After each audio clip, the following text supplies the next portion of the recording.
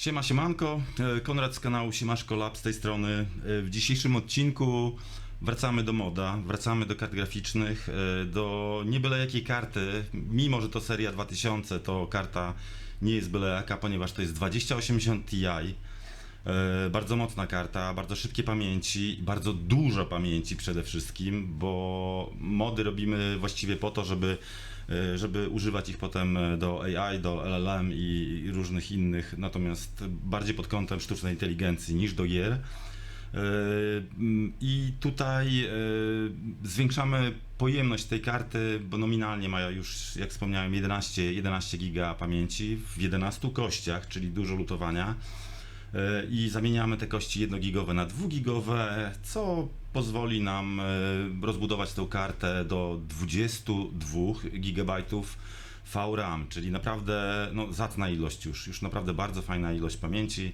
Będzie można troszeczkę na niej się pobawić, porobić. I szyna pamięci jest bardzo szybka, więc tutaj to wszystko wpływa na to, że ta karta świetnie się nadaje mimo swoich lat i mimo serii 2000. Karta świetnie nadaje się nadal do pracy z modelami LLM, więc bierzemy się za moda tej karty. A my, no cóż, dzień dobry. Jesteś na kanale Siemaszko Lab, ja jestem Konrad. Zabieramy się za modowanie karty 2080 Ti z 11 do 22 giga. Karta na stole, ona była już rozkręcana, więc w tej chwili na tą chwilę mamy tylko 4 śrubki do odkręcenia, resztę śrubek odkręcone, wyczyszczona też jest, jeżeli chodzi o pastę. Termopady, z tego co wiem, chyba zostały, natomiast ona jakby była odłożona na jakiś czas. I nie będziemy też testować jej, czyli przed modem nie testujemy jej, ponieważ potwierdzam, że ona była już używana, testowana i gwarantuję, że jakby nic się nie działo z nią do tej pory i zobaczymy, dopiero będziemy testować ją po zmodowaniu, dobra? Więc bierzemy, rozkręcamy ją i lecimy z robotą, bo już w sumie też nie mogę się doczekać. To był od samego początku plan numer 1, jeżeli chodzi o to, i jedno z rzeczy, które było wyznacznikiem właściwie też założenia tego kanału, bo uważam to temat za ciekawe modowanie, nietypowy, rzadko spotykane raczej, nie wiem, ja tego nie spotykałem. Wiem, że chyba ten Rosjanin Wikon jest takim prekursorem, nazwijmy to, jeżeli chodzi o modowanie, i on tam moduje sporo i w ogóle ma też sporo wiedzy, jeżeli chodzi o modowanie, a tak to zbyt wiele osób tego nie robi, więc lecimy z robotą, nie?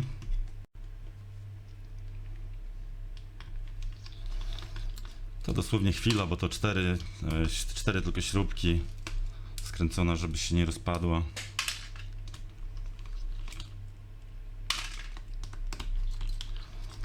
Nawet nie ma takiej potrzeby, żeby przyspieszać w ogóle tego.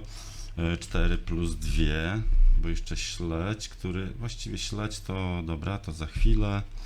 Tu jest wtyczka, bo śledź nie był przyklejany też do portów. Widać, dobra. 3 wtyczki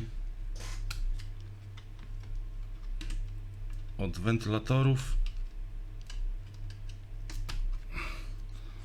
Od wentylatorów i od podświetlenia prawdopodobnie. Dobra, tak jak mówiłem, to już rdzeń był czyszczony, chłodzenie też jak przetarte przynajmniej, oryginalne termopady w stanie, w stanie fantastycznym, bym powiedział. Niewykluczone, że zostaną nawet tutaj. Odkładamy chłodzenie, bierzemy się i patrzcie, co mi się podoba w tej karcie.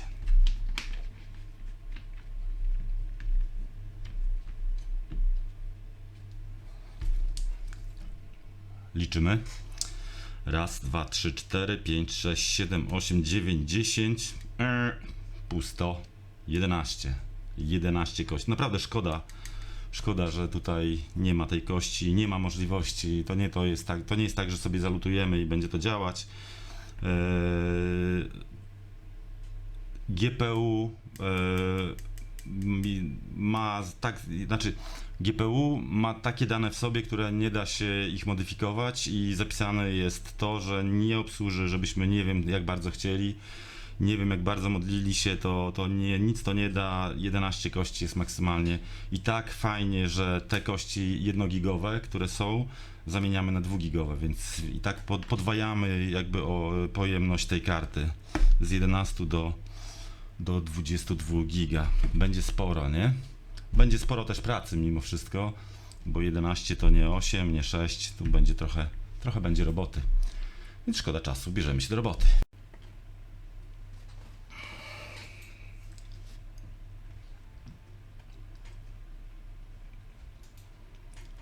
Tu mamy widok z górnej kamery. Nie wiem, czy się przyda, czy nie przyda. Będziemy tutaj testować widoki z różnych kamer. 62 stopnie mamy, temperatura rośnie. Tutaj ten taki zielony jakby trójkąt, w którym jest ta linia, pokazuje, że w tym zakresie powinniśmy mniej więcej mieścić się. No i ta zielona linia pokazuje, że ten podgrzewacz pomału podgrzewa, tak? Tutaj mógłbym się pokusić i ewentualnie obniżyć jeszcze położenie płyty względem podgrzewacza, to by na pewno przyspieszyło. No natomiast jest jak jest i będziemy musieli jakby radzić sobie z tym tak jak w tej chwili jest, więc. Temperatura 65 stopni, do celu 95 stopni. To klikanie z tyłu to Hubert. Pomachaj.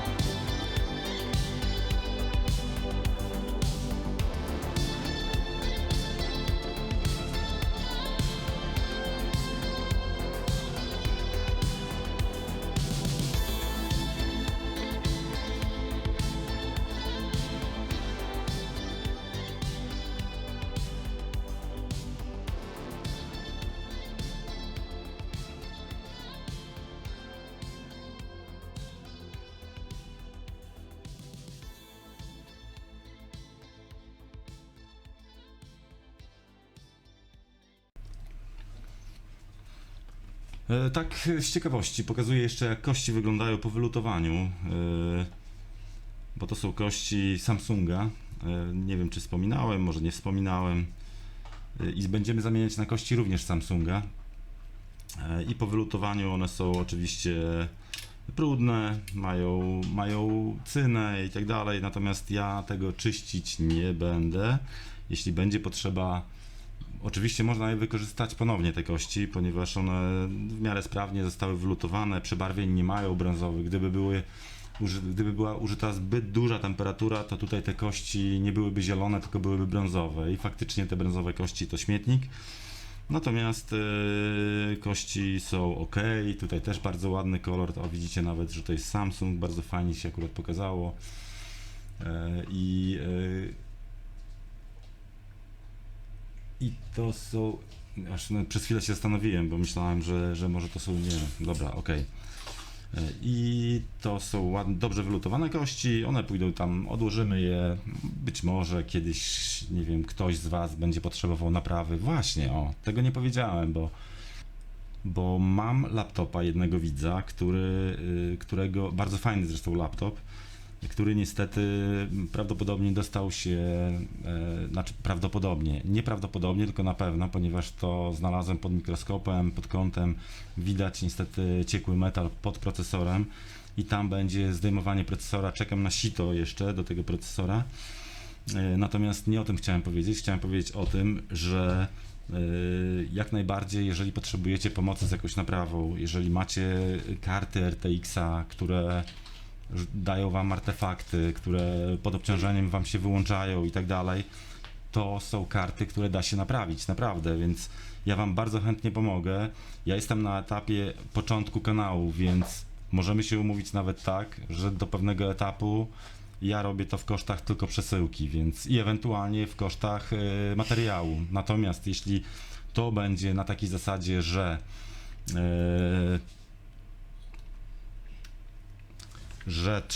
że trzeba będzie na przykład wymienić kości i będą to na przykład kości Samsunga, chociaż nie tylko kości Samsunga mam, tak? To jeśli będzie to wymiana na kości 1-gigowe, to jak najbardziej to nawet to są kości, za które nie bierze się w ogóle pieniędzy, tak? Za usługę się bierze, tak, bo rebaling jest rzeczą, która nie jest prosta, to nie jest przylutowanie kabelka, natomiast wymaga tutaj pewnych umiejętności, tak, i doświadczenia.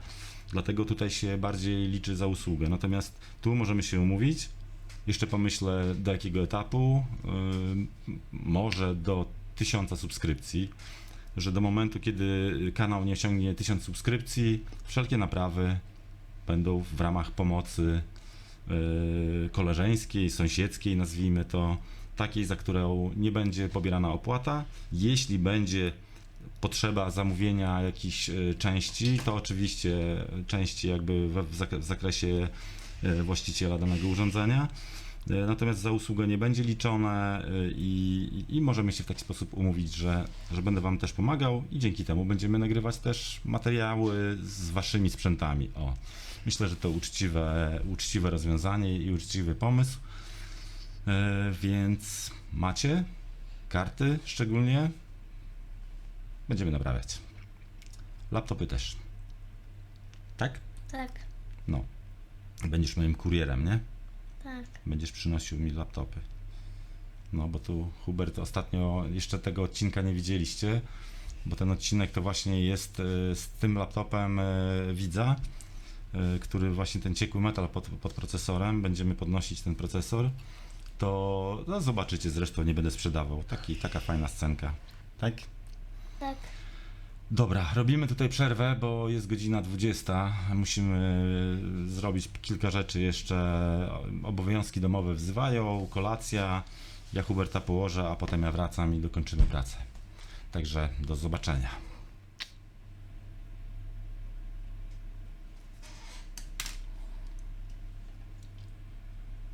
Okej. Kości. Idę po kości. Muszę wstać i wziąć kości z góry. I tak mówiłem, kości Samsunga zakulkowane już, jeszcze ja przeczyszczę tylko je. Już postaram się, widzicie, już bardzo ładnie tutaj widać. Samsung K4ZAF 32 5 8W. Dobrze czytam? Może źle czytam, nie wiem. Tak nie widzę, chyba że babci okulary założę. O. Bo te moje już są za słabe, okazuje się.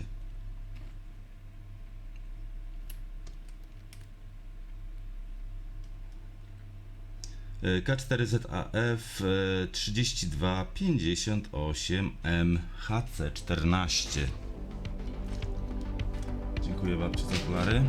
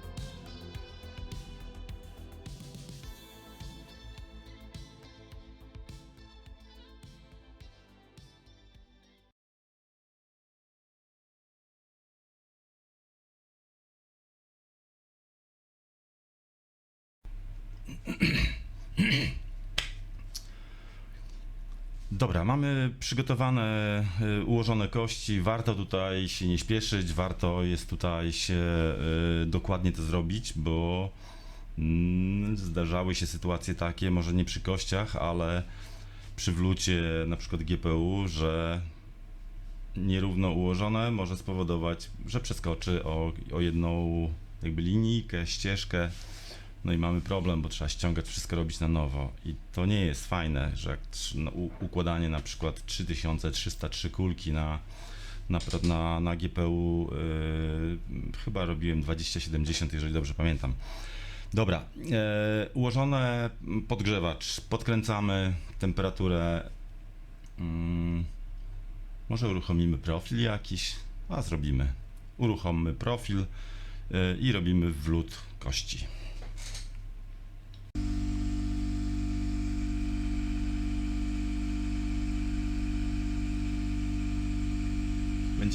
Będzie widać jak opadają kości. Właśnie o to mi chodzi, żeby wam pokazać.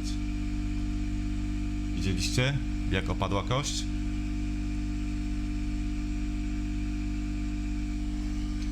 To zrobimy ujęcie na kolejną.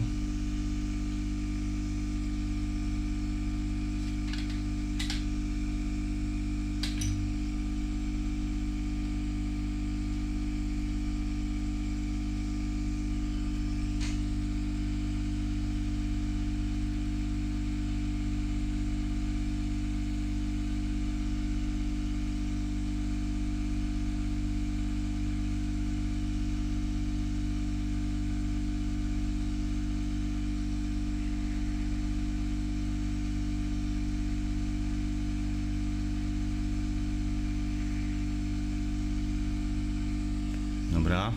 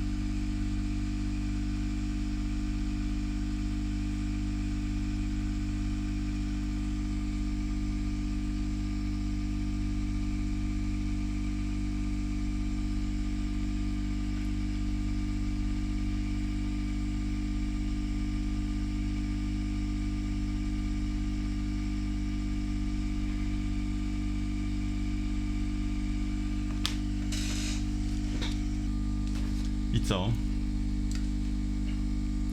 I czekamy. Czekamy, potem jeszcze zostały nam strapy do zrobienia, czyli przystawienie rezystorów, żeby te kości były widoczne, bo teraz ustawiona karta jest na kości 1-gigowe, więc musimy przestawić je na 2-gigowe. I po zmianie strapów zostały nam 2 bezpieczniki do flutowania i testy. I trzymajcie kciuki, żeby nie było żadnych błędów w kościach.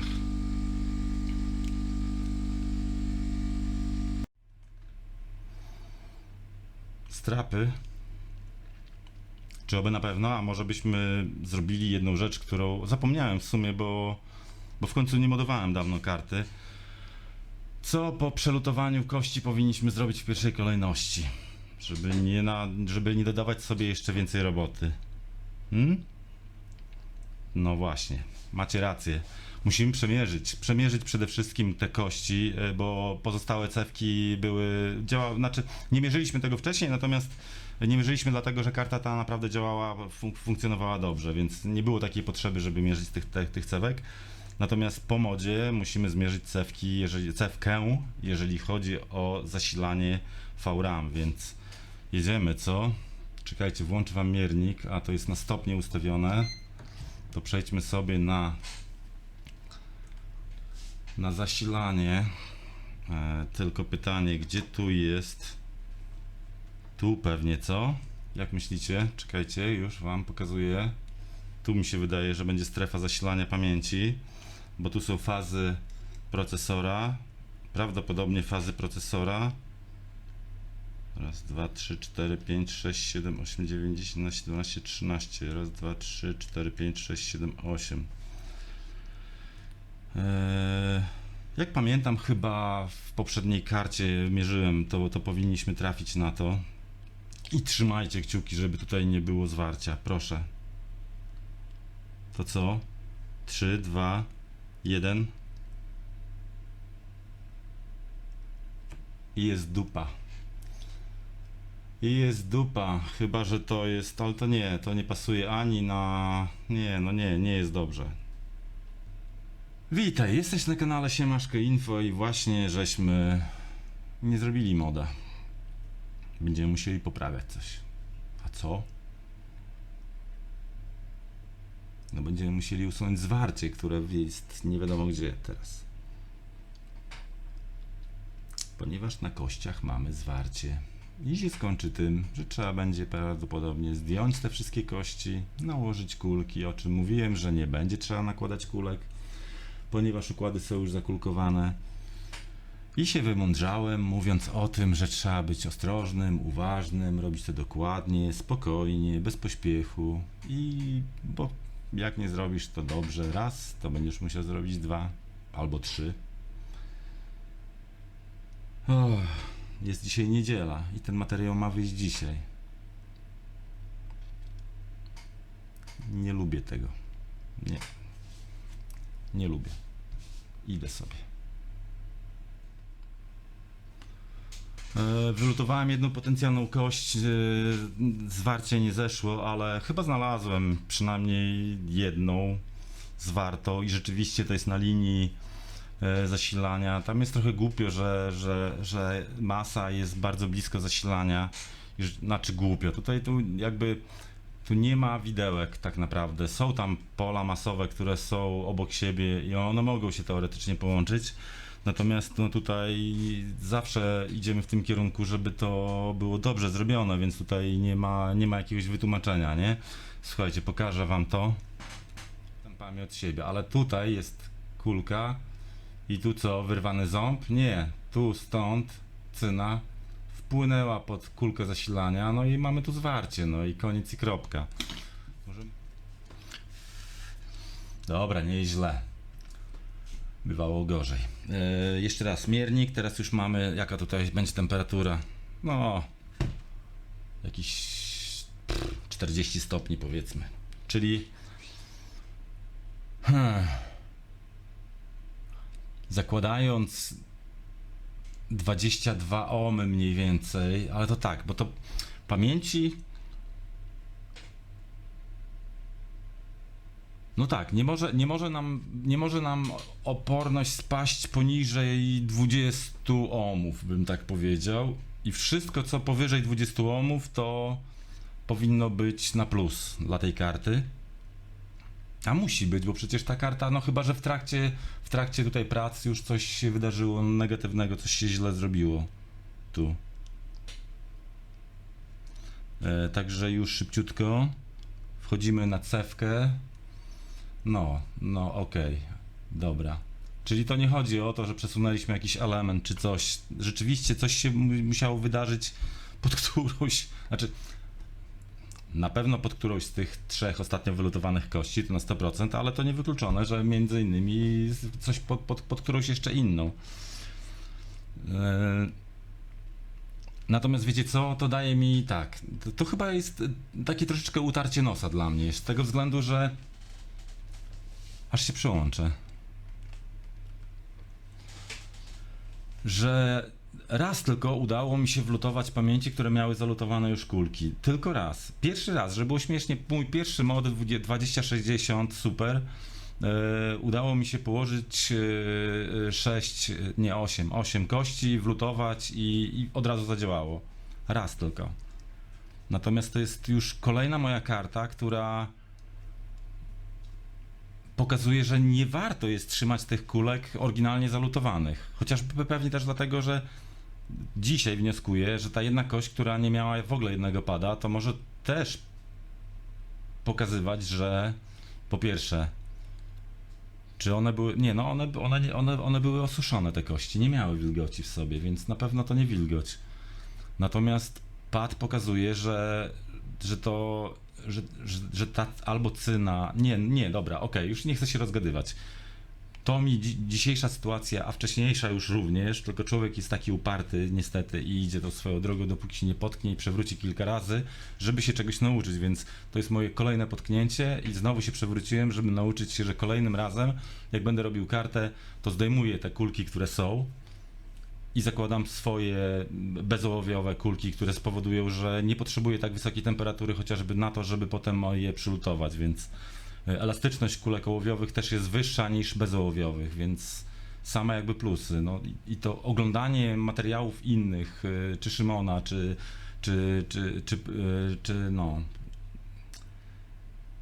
O Jezus Maria, czy Daniela, czy innych ludzi, którzy być może oni tylko pokazują to w swoich materiałach, że oni zawsze zmieniają kulki, a może na początku też nie zmieniali, może też się przejechali kilka razy na tym i nauczyli się, że jednak warto jest zmieniać te kulki, więc dobra, dla mnie to jest lekcja i na tą chwilę to no nic, no trzeba po prostu bić się w pierś i wyciągać wnioski i nie popełniać tych samych błędów potem w przyszłości, więc 2 czy 3 razy popełniłem ten sam błąd, ale to już chyba dość, nie? Już teraz będziemy czyścić, ale no mówię, to przynajmniej dla Was będzie też materiał z tego, w jaki sposób kulkuje się też pamięci, chociaż wiecie jak się to robi, bo oglądacie też materiały innych. Dobra, ja robię sobie przerwę, idę, muszę coś porobić innego. Dzięki. Sobie widzimy się w sumie za chwilę. Wracamy do karty. Kości przygotowane. Te kości, które pokazuję Wam teraz, one są już wlutowane. I tak dla pewności, bo skoro mamy tutaj schłodzoną już ładnie płytę karty graficznej, to zrobimy pomiary. Szybki pomiar właściwie tylko i wyłącznie jaki mamy tutaj, jaką rezystancję mamy na zasilaniu pamięci i tutaj powinno być w granicach 20 do 30 od 20 do 30 ohmów. Mam nadzieję, że się tu nic nie zmieniło. No i dobra, jest 25 ohmów, jest ok. I dobra, i teraz plan jest taki. Nie ryzykując już, to jedyne co jeszcze zrobię, żeby już mieć pewność, że idziemy dobrą drogą, to oczyszczę te wszystkie pady pozostałe, czyli patrzcie z prawej strony bardziej, a zresztą możecie patrzeć i z prawej i z lewej w tej chwili, fajne jest ujęcie kamery. Oczyszczę te pady, bo to będzie kolejność teraz wlutu. Potem będziemy wlutowywać tą stronę, czyli ten, Teo zostaje, ten ciemniejszy, bo tutaj jest, nie ma i nie będzie kości.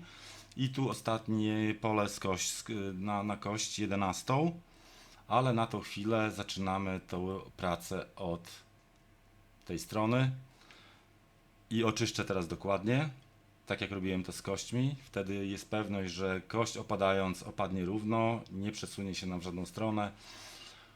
I użyjemy tego chińskiego topnika, który przynajmniej powoduje, że tak jak kulki, one układały się na swoje miejsca, tak samo tutaj układ powinien ułożyć się, jeżeli będzie przesunięty powinien skakiwać na swoje miejsce. Tamten topnik tego nie powodował, dlatego te problemy, od samego początku dlatego te problemy były. Więc lecimy z robotą, co? Ja to zrobię pewnie na szybko, pewnie wam przyspieszę, puszczę wam jakąś muzykę i żebyście się nie nudzili.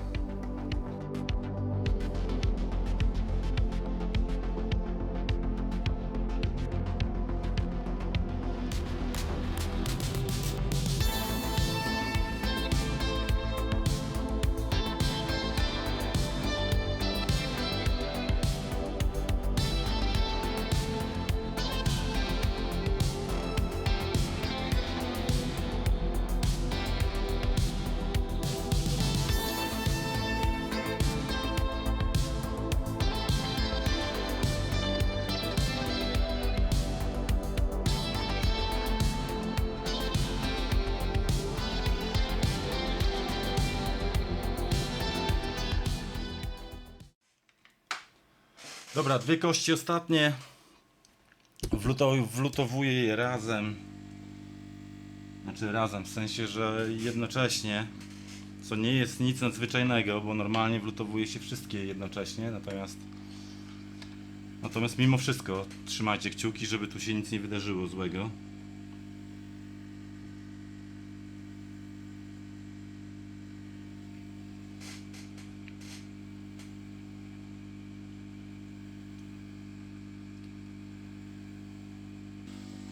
Jedna i druga kość ruszyła się.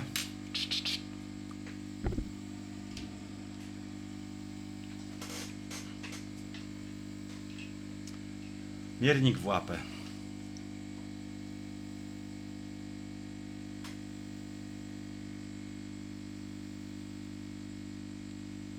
Dobrze, rośnie. Dawaj, rośniesz.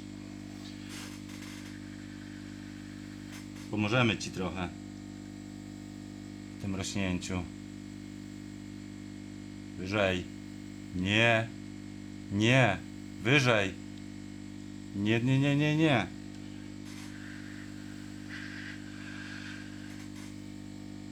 Nie rób mi tego. No nie. Nie, bez jaj, no.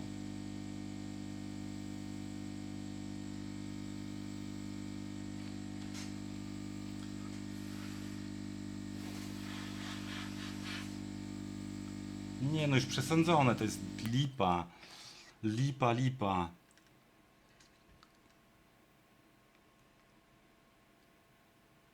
No nie, no kurwa.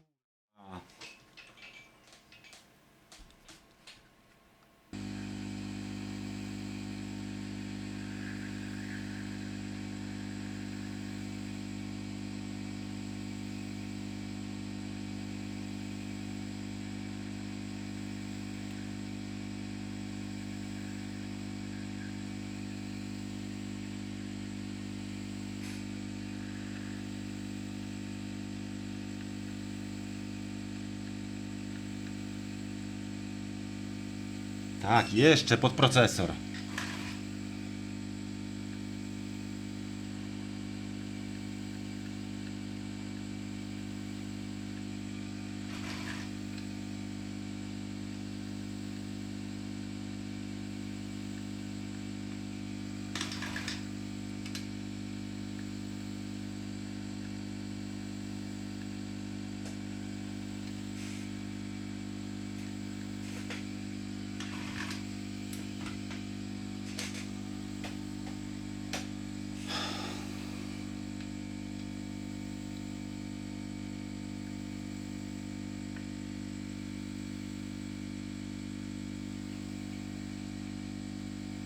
ależ to dobre.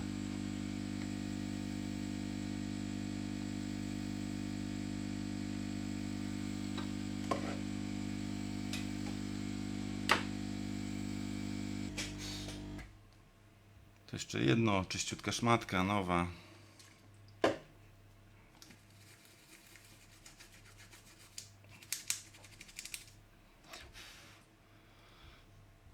No i dobra.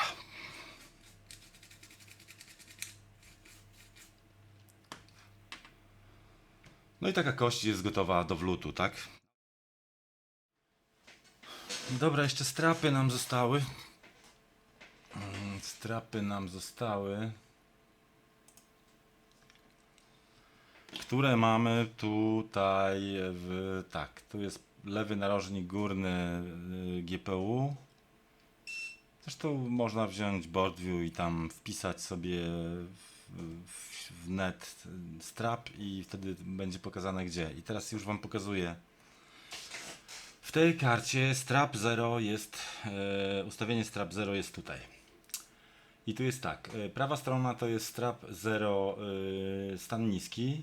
Taki nam jest potrzebny, ponieważ konfiguracja właściwie we wszystkich wersjach w serii 2000 jest 110 końcówka, czyli idąc od tyłu strap 0 jest ostatnią cyfrą z sekwencji trzech strapów 1-1-0, czyli strap 0 w odwrotnej kolejności ma być tak, tu ma być stan niski strap 0 i jest niski, bo obok tutaj, gdybyśmy przelutowali na tą stronę, to byłby stan wysoki na 1.8 i to wtedy byśmy przełączyli z 0 na 1, ale nie chcemy 111, tylko 110, dlatego zostawiamy tu 0.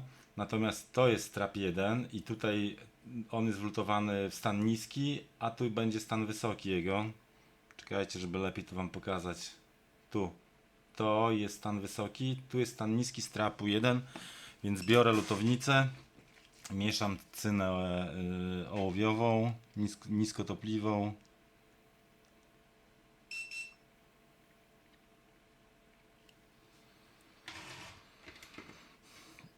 I przelutowujemy hoterem oczywiście.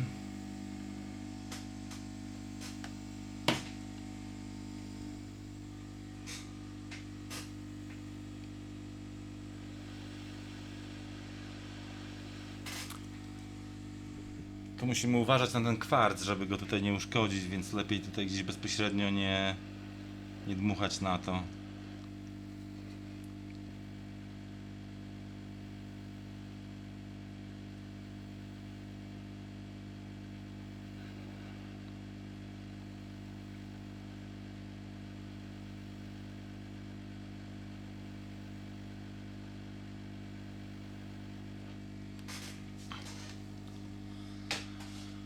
Dobra. I został nam jeszcze strap 2 po drugiej stronie płyty. Czyli tak jak w przypadku chyba 2060 Super, wydaje mi się. Nie za czysto tutaj coś.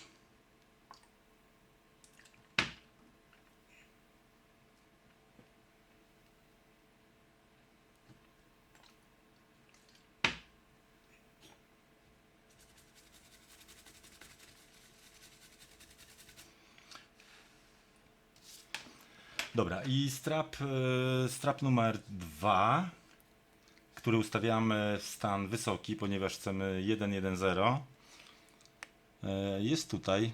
To jest ten rezystor i już sprawdzam go na BoardView. Może nie będzie trzeba go przelutowywać. On jest wlutowany na stan niski, więc musimy przelutować go na stan wysoki, czyli musimy go przelutować w to miejsce. Czyli znowu lutownica, znowu cyna.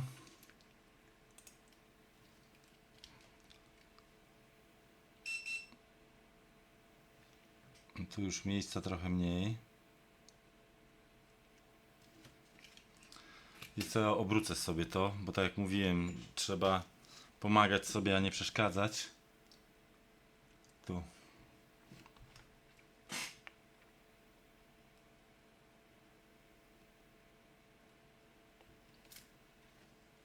Dajmy odrobinę flaksu.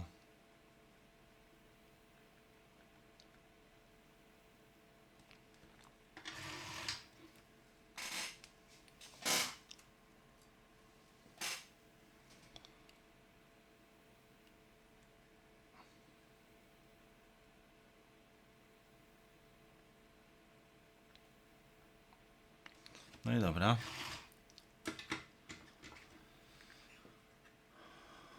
Pad przygotowany. Możemy jeszcze ewentualnie sobie lekko pobielić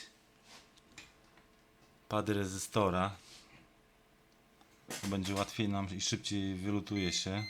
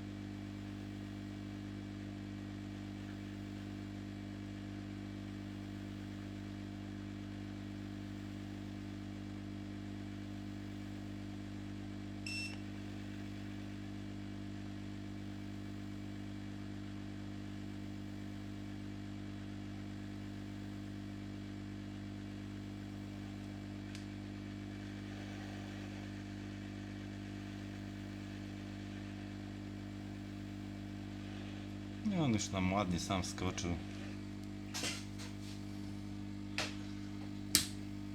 Dobra, i strapy mamy zrobione.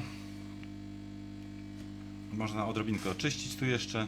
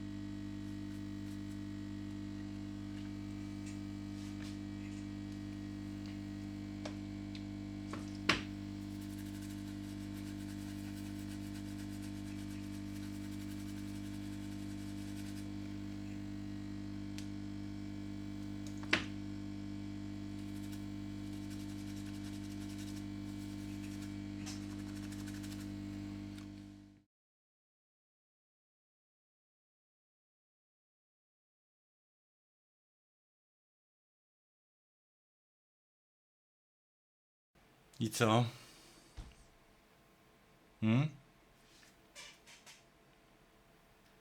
Jedna kość D0. Ja na pewniaka już tam pasty dołożyłem.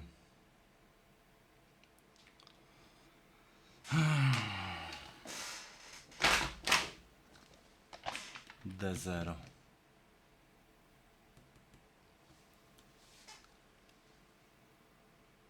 Czyli to ta, którą teraz wlutowałem. D0. Źle się wlutowała. I przypuszczam... O Jezu, nie.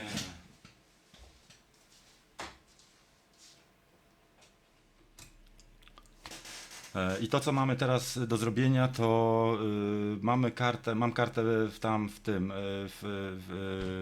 testowym, w komputerze testowym, właściwie płyta główna w zestawie testowym do testowania karty, który po ostatnich naszych, moich właściwie wylutach, szukania kolejności kości spowodował, że teraz mamy dwie kości do przelutowania, więc zabieram kartę, rozkładamy na stół, wylutowujemy zupełnie te dwie kości i przy pomocy nowego też topnika, nowe kule też zakupiłem i zobaczymy, jak będzie sprawować się topnik, jak będzie odciągać cynę spadów i jak będzie się sprawować nowa lutownica, o której też zapomniałem wspomnieć.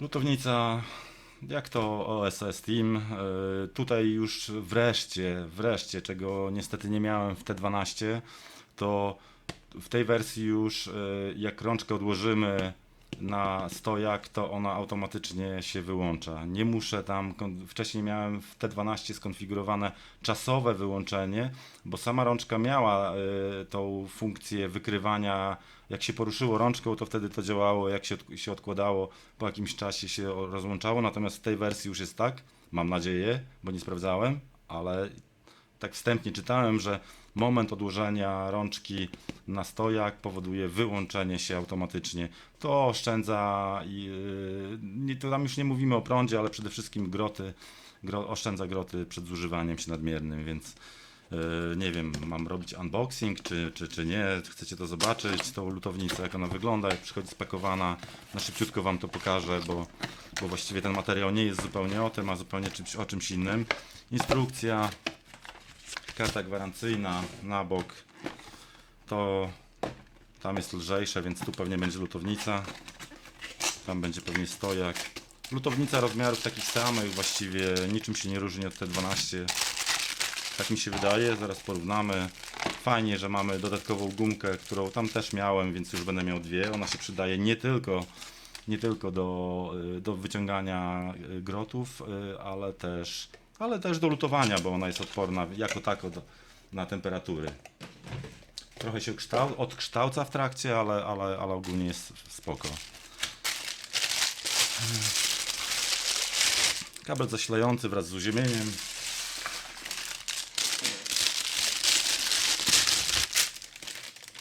No i sama lutownica.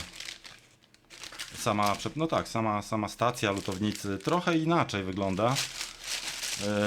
Tak jak już sobie się przyglądam, tam patrząc na bok, to tutaj jednak jest ona mniejsza, jest węższa niż tamta i ekran ma też mniejszy, więc w sumie jest chyba nawet bym powiedział na plus może. Zobaczymy. Ma bardzo dobre opinie, w ogóle SST ma bardzo dobre opinie, bo to świetny stosunek ceny do jakości, więc dobra, mamy lutownicę.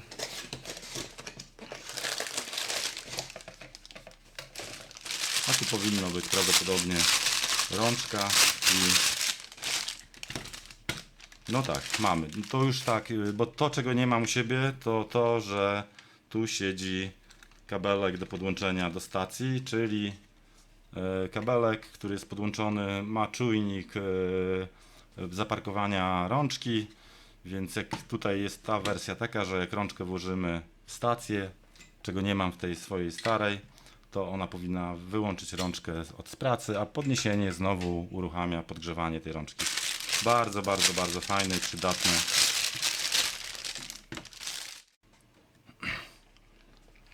Kartę wyjąłem, wylutowujemy kość D0 i E1. Tak, czyli te dwie kości, dobrze mówiłem.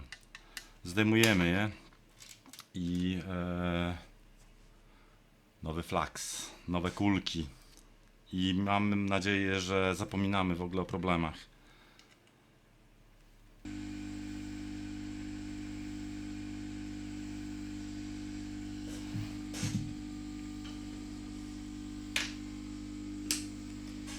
Dobra, kości zdjęte, szybciutko zrobimy sobie czyszczenie.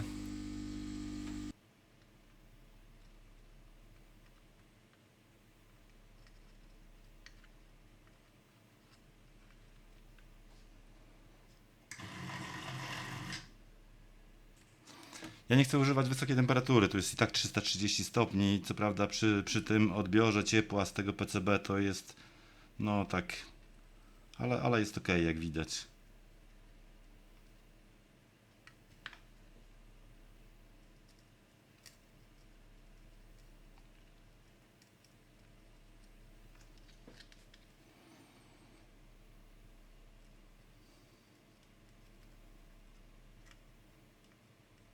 Nie no, słuchajcie, rewelacja. Naprawdę rewelacja. Zaraz wam pokażę na zbliżeniu.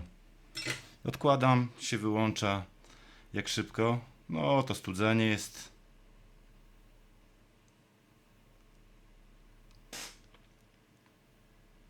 A, bo tam chyba jest określona temperatura, do której się studzi grot, bo on nie musi studzić się do zera, do pokojowej temperatury, tylko on może utrzymywać temperaturę jakąś tam i to nie szkodzi zupełnie dla grota. Bardziej szkodzi obniżenie temperatury na przykład do 50, 40, 30 stopni i nagłe podgrzanie go z powrotem do 400 stopni, tak?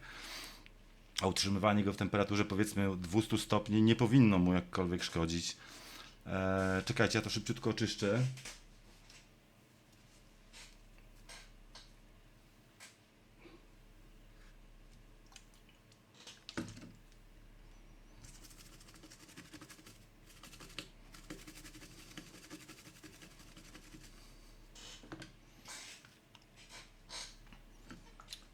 Już Wam pokazuję na mikroskopie, jak to działa.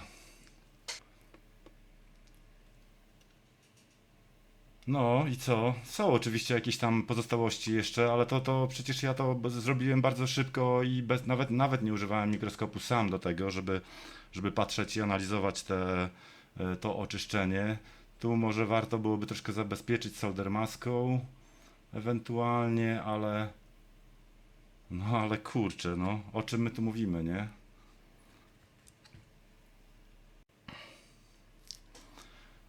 Karta na bok.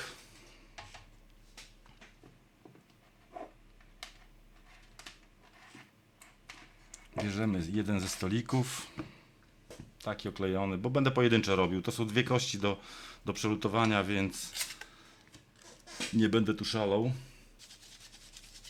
I tutaj na tej jednej kości pokażę tą moją, nie wiem, może ktoś to też tak samo robi i może to wcale nie jest szczególnie jakimś wynalazkiem ani nowością, jeśli chodzi o ściąganie sita tak, żeby kulki zostały na pamięciach, a nie przyklejone do sita, nie?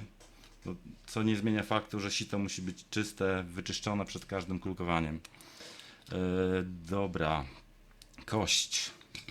Ale wyczyścimy sobie kości akurat dwie na raz, bo dlaczego nie? Po co mamy tu się bawić?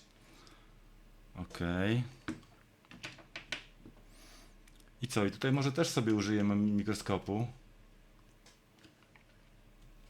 który już tutaj dokładnie nam pokaże, jak działa topnik. Wyczyśćmy z tego starego topnika. O, to pierwsze.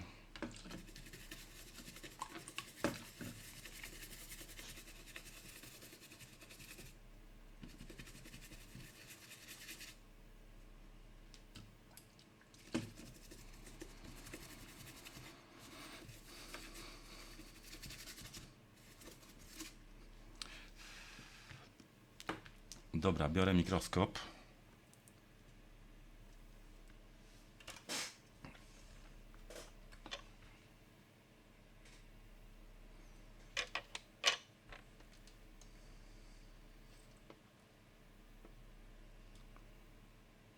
Sprawdźmy sobie, co tutaj, czy coś tu się wydarzyło. Tutaj jedna kulka przy ściąganiu, tutaj też. Ale to czasami kulka zostaje przy PCB, a czasami przy kości, więc dobra. Bierzemy lutownicę. Już ona ma 320 stopni. I zbierzmy najpierw sobie tak.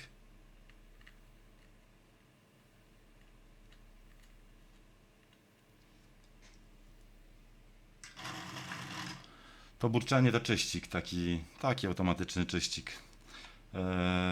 Topnik, bo widać, że się klei.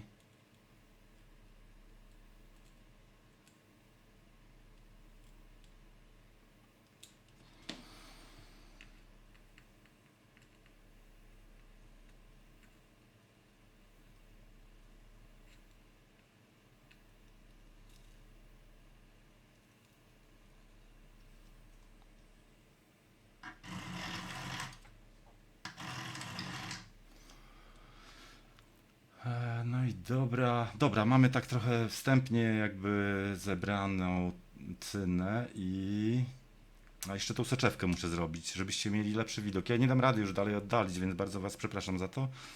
Natomiast to jest na liście kolejnych zakupów. I dobra, i teraz mamy plecionka i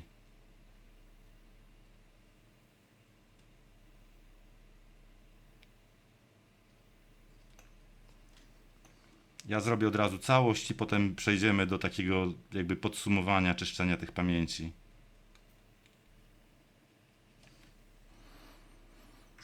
Ale słuchajcie, nawet samo to odczucie prowadzenia plecionki jest zupełnie inne. Jest takie, jakby się ślizgało na ślizgawce. No kurczę. Jest mega, mega różnica.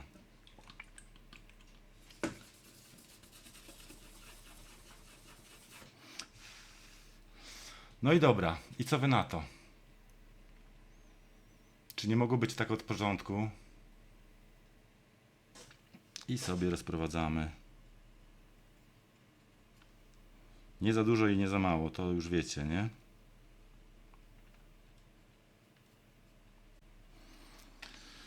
Dobra. Zakładam sitko.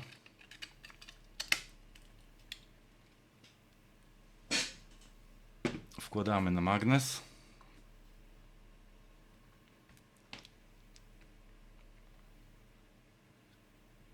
Trzeba uważać żeby skóry nie przyciąć. Jak widać, sito ładnie pokrywa pady. Kulki też nowe. Z nowej dostawy.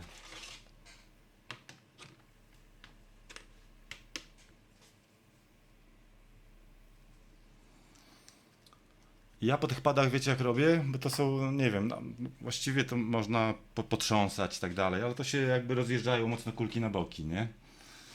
Ja biorę patyczek i patyczkiem rozprowadzam, a na nadmiar ściągam. A jak nie widzieliście tego wcześniej, to mam taki swój własny sposób na zdejmowanie sita, bo ono jest mocno przyklejone teraz, nie? I teraz jak weźmiemy sobie tu palcem i zaczniemy odchylać, to będzie się robić taka jakby falka, takie wyginać się zacznie sito i to powoduje, że w pierwszej kolejności zapomniałem, że to magnes. I to powoduje, że w pierwszej kolejności będzie się unosić sito tu. I tak jak w przypadku powiedzmy jednej pamięci, to tam ma to małe znaczenie. Tak w przypadku wyskoczyła kulkę. To tak w przypadku jak robimy 6 naraz, to fajnie jest właśnie jakby kontrolować i jak się przykleja jakaś kulka do sita, to można ją wtedy leciutko wepnąć, cofnąć troszkę i leciutko wepnąć i wtedy one wszystkie wracają na miejsce padów, więc tutaj tam akurat nie powinno być większych problemów, tu już widzę, że wszystkie kulki są na miejscu. Jedna kulka, jest jedna kulka, można zobaczyć. Jedna kulka się przykleiła tu, to cofam. I wyciągnąłem ją w ogóle. No dobra, trudno, wyciągnąłem. Ale chodzi o to, że leciutko poruszamy, ona się przykleja do pada i możemy drugi raz podnieść i wtedy ona już tam jest tam, gdzie powinna być, na swoim miejscu.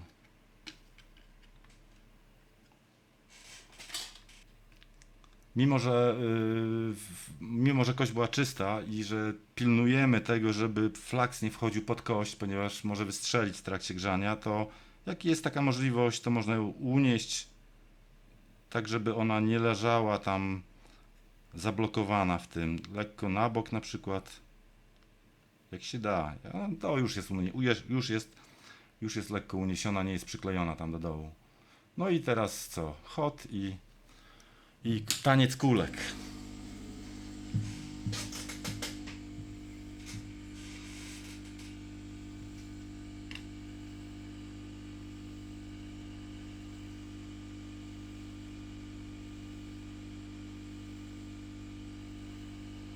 No tu też zobaczymy, jaką robotę robi flaks.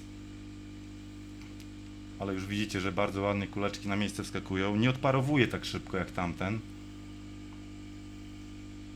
Bo jak za szybko nam flaks odparuje, to potem mamy problem taki, że nie ma flaksu i kulki nie wskoczą na miejsce wtedy. Bo już nie mają kontaktu z stopnikiem. No i co? Szybka robota, co? Szybka, przyjemna robota tym razem. Spójrzcie, równiutko kuleczki wszystkie. Wszystkie ułożone na miejscu.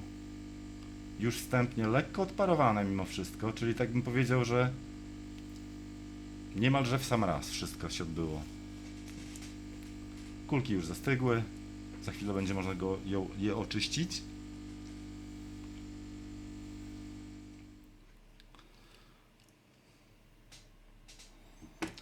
Dobra, to po kolei przyglądamy się dokładnie, czy tutaj nie mamy jakiegoś powodu, który sprawia, że, a szczególnie może tak, zacznijmy może od tej kości, która wielokrotnie była wylutowywana. I czekajcie, gdzie ona była? Gdzie ona jest? A, tu, tak? Dobrze mówię? Czy znowu coś innego? Nie, to znowu coś innego. O, dobra, tu mamy. Dobra. I tu musimy się dokładnie przyjrzeć, czy jest jakiś powód, który powoduje, dobra, czy jest jakaś sytuacja, która powoduje to, że mamy błędy na tej kości.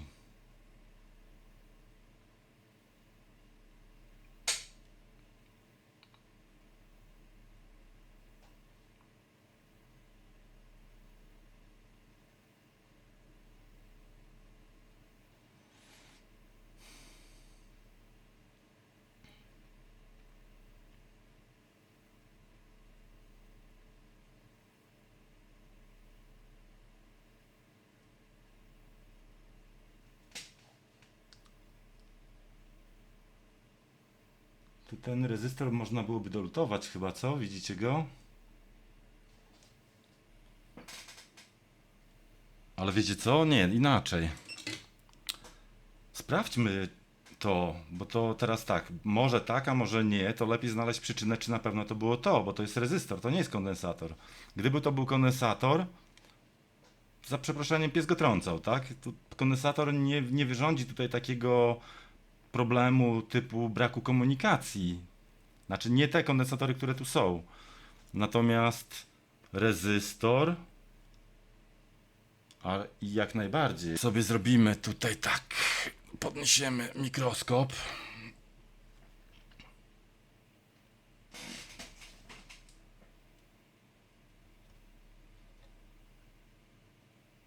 No kurde. Widzicie to? Widzicie. Czemu macie nie widzieć?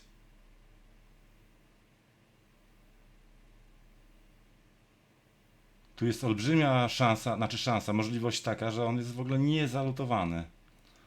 Dobra, jeszcze wyżej go podniosę. I zobaczymy pod większym jeszcze kątem. Patrzcie. Widzicie to? Ja teraz wam powiem, to jest 95%, znaczy tak, stawiam 95% na to, że to jest przyczyna tego, że mieliśmy błędy na pamięci, ale żeby nie być gołosłownym, to idę na BoardView i sprawdzimy na BoardView, co? BoardView nam powie, co to jest za linia w ogóle.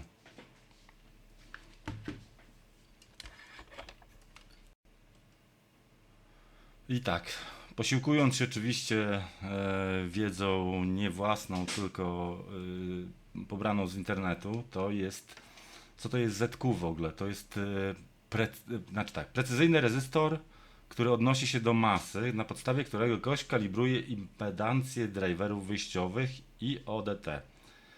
I teraz tak, jeżeli jest zwarty, to kalibracja nie ma się do czego oprzeć. Siła sterowania, terminacja lądują poza specyfikacją, sypie błędami odczytu na tym kanale przy każdym kolejnej kości tak samo. Podręcznikowy obiad, ten objaw wymieniam, a dalej to samo. To mówimy o tym, że kości wymienione, a dalej to samo się dzieje.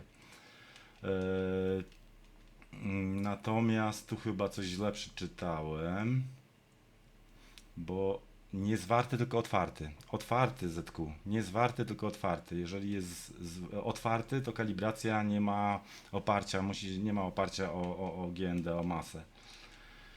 I tutaj no, prawdopodobna przyczyna tego, że moglibyśmy jeszcze 5 razy przelutowywać tą kość i tak samo by było. Warto jest, i to któryś raz już powiem szczerze, do tego dochodzę, że warto jest oglądać podzespoły dookoła tych kości pamięci, ponieważ przy wlucie, a szczególnie wielokrotnym, warto jest przeoczyć pewne przesunięcia lub inne rzeczy. Kiedyś miałem taką sytuację, że było zwarcie, wylutowałem każdą kość, każdą.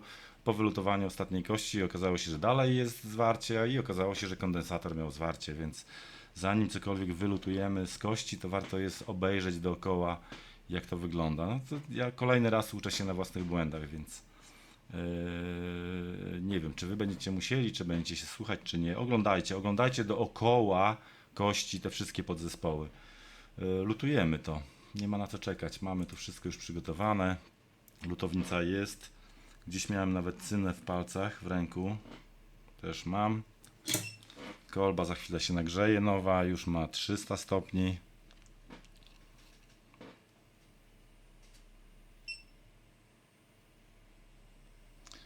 Nieodpowiedni za to grot do tego.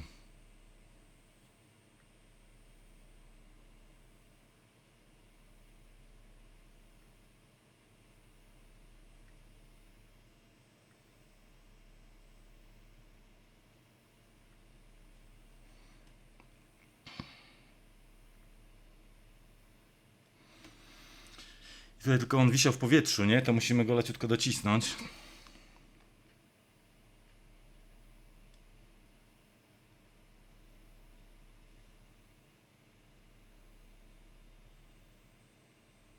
O.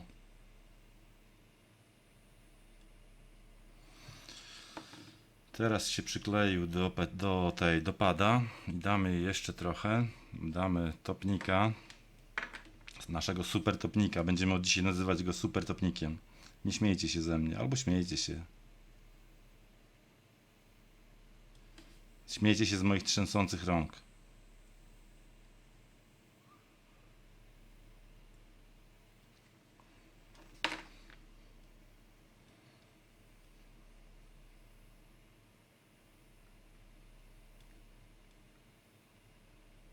O, już nie muszę. Dobra. Chwila przytrzymania i widać, nie? I pozwólcie, że... Albo dobra, jeszcze jedną rzecz zrobię z drugiej strony, może przyłapię, bo teraz na dobrą sprawę, jak niegrzany był ten pad dolny, to on tam się, można powiedzieć, delikatnie podgiął. Więc tu warto byłoby... O.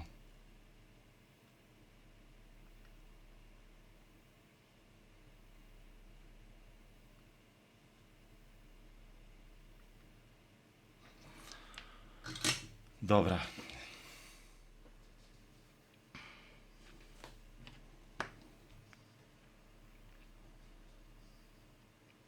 Żadnych kreseczek. Nie chcemy kreseczek. Kreseczki przez rezystor były.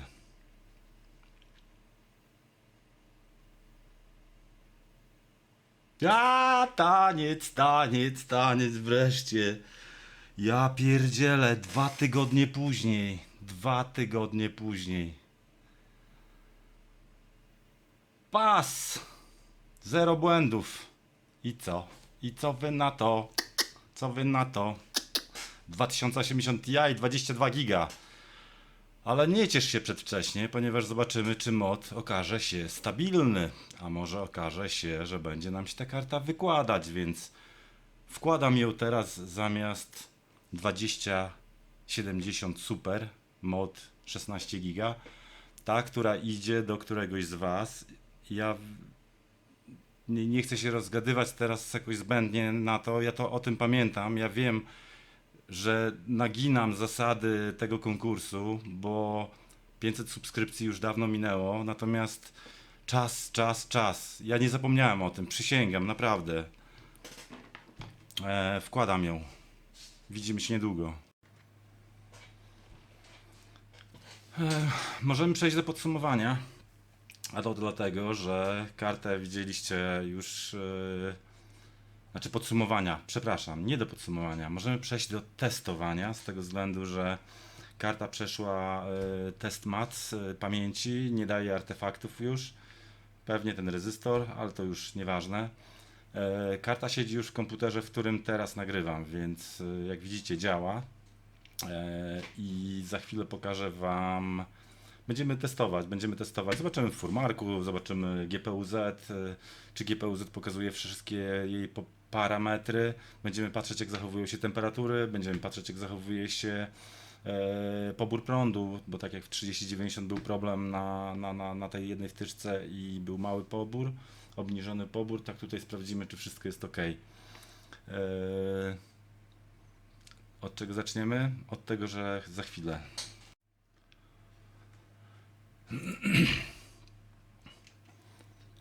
No i dobra, na pierwszy ogień idzie GPU-Z, który pokazuje nam 22 GB i 528 KB VRAM. DDR6 Samsung, wszystko ładnie wygrywa, 352 bity prędkość szyny pamięci, 616 gigabitów łączna prędkość, bo tam się zawsze liczy razy 2. I co my tu jeszcze mamy? GPU Clock 1350, pamięć 1750. Wszystko wygląda prawidłowo. Sensory, sprawdzimy temperaturę. Temperatura poniżej przyzwoitej, natomiast to jest to temperatura spoczynkowa, więc tutaj na razie ta karta nic jeszcze nie robi zupełnie. Wentylatory kręcą. Obciążenie GPU 21%. To bym powiedział, aha, bo dobra, bo VMixa mamy uruchomionego, a on rzeczywiście, korzysta z GPU, dlatego jakieś tam obciążenie jest. Dobra, Furmark trochę będzie przekładkowywał z tego względu, że no jest jakby jest nakładką na program, więc tutaj będzie troszeczkę, ale to nie ma znaczenia. Tutaj tak, macie, a jeszcze poza tym GPU jest używane też do renderowania obrazu z programu, więc takiego jak OBS czy inne. Więc tutaj wynik będzie inny. Jak Furmark testowałem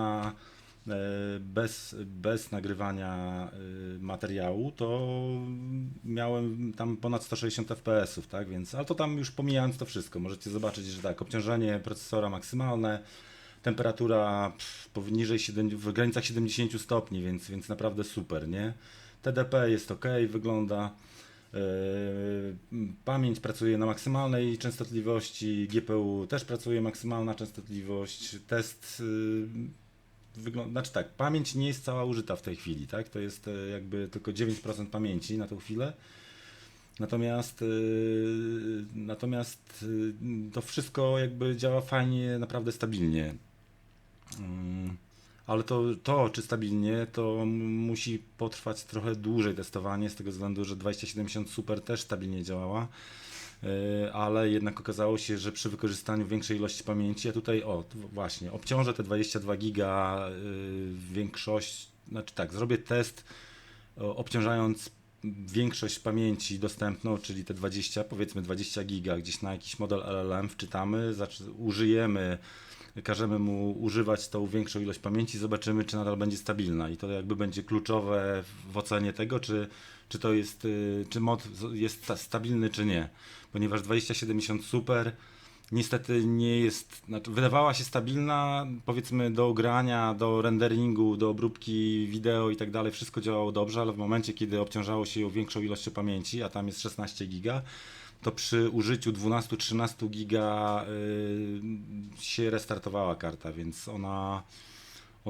tutaj ja muszę jeszcze dojść, o co tak naprawdę, co się z nią dzieje, bo to jest ta karta, która ma trafić do którejś z osób, do którejś z widzów, więc nie chciałbym oddawać w takiej formie. Jeśli nie uda się wykonać moda stabilnego dla tej karty, to prawdopodobnie przywrócę jej pierwotną ilość 8 giga, czyli nalutuję z powrotem 1 gigowe pamięci i wtedy do kogoś trafi. To zobaczymy jeszcze, jak to będzie. Muszę zrobić jakiś chyba, nie wiem, czy jakieś głosowanie, czy coś. Musimy to jeszcze, zobaczymy. No i dobra, test jak widzicie, idzie. Ja też karty modowane często padają, na przykład, bo w tej chwili jest obciążona dosyć znacznie, na 98% obciążenia GPU i tutaj jak wychodzi się z takiego testu, to modowane karty często na przykład restartują się ponieważ mają problem właśnie z przechodzeniem ze stanów zasilania pamięci i tutaj się potrafią posypać, więc ja tu mogę wyjść z tego testu, właśnie wychodzę. Tam tutaj dla Was się to sfryzuje, u mnie to się zamknęło to okno. No ale nic się nie dzieje złego, dalej karta pracuje, dalej karta działa, więc na razie wszystko wygląda, że jest ok. Porobimy sobie jeszcze kilka testów. No ja ją potestuję jeszcze jako na modelach LLM. Przypuszczam, że nie będzie tego już w filmie, natomiast dam Wam znać, jak się rozwija sytuacja z tą kartą modowaną, bo to jest bardzo ciekawy mod. 2080, 22 giga, 22,5 giga w pamięci VRAM 6 DDR6, tak? Więc no i to na szybkiej szynie pamięci, więc to może być naprawdę bardzo ciekawy mod i ciekawa alternatywa dla tych drogich kart typu właśnie 3090 24 giga, no, która utrzymuje cenę około 4000 zł cały czas, tak? Więc tutaj i gdybym właśnie, może przejdę na drugą kamerę. Tutaj przechodząc do pewnego już podsumowania tego moda, mogę Wam powiedzieć, jakie były koszty, bo tak, karta kosztuje od 900 do 1000 zł, 1100. Tutaj taki jest mniej więcej przedział. Jak uda Wam się trafić okazyjnie, to można kupić ją za 800 zł. Można ją spróbować kupić z artefaktami, wtedy można, tylko że bardzo rzadko się pojawia oferta, bo i tak tutaj się wymienia pamięci. Jeśli będzie dedykowana pod moda, to można byłoby może zejść do 600-700 zł. Ale weźmy pod uwagę powiedzmy 900 zł.